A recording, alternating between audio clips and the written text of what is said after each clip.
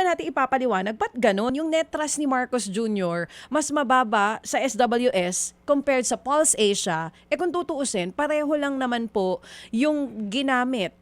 They're talking about inflation and also corruption na naging dahilan kung ba't ganito yung naging pagbaba. Pero ba't hindi same numbers? Well, basically, no surveys actually taking it from a scientific perspective will be exactly alike, no. And kung titingnan po natin, syempre may mga methodologies talaga na ginagamit tayo rito when it comes to surveys, and these are, the scientific assessments, several values, and yun nga, may mga margin of errors din tayo tinitingnan dito. Pero kung titingnan natin kasi dito, ang yung tinatawag natin mga undecided, I think talagang malapit siya, no. Same goes with the numbers that were posted for the Vice President. I think ito yung makikita natin na talagang merong pagkakahalintulad itong surveys na ibinigay.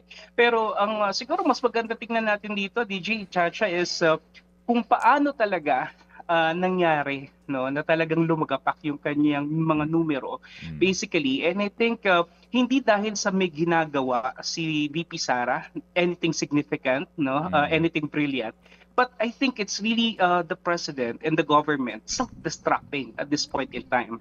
No, talagang hindi nila nagawa na sabihin natin, bigyan ng magandang direksyon itong napakalaking issue na to, which I think, as I was mentioning a while ago, the president could have actually used this as a very important platform for him to wage an all-out war against corruption.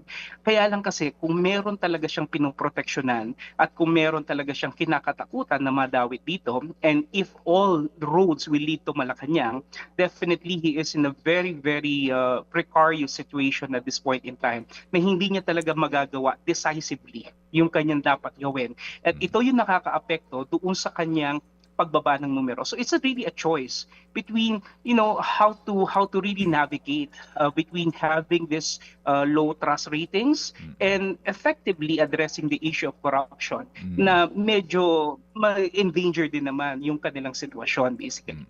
Mga kapatid, brothers and sisters, saan ka pa? Dito na tayo sa totoo.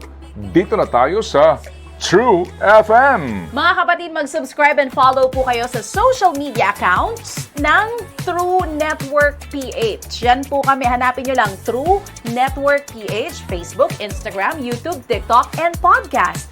Mapa Apple or Spotify man yan, mahahanap nyo kami. Lahat ng mga napapanood at napapakinggan nyo po sa programa, nasa social media accounts namin yan. So, paano mga kapatid? See you sa social media! Dito tayo sa totoo, tunay at tapat.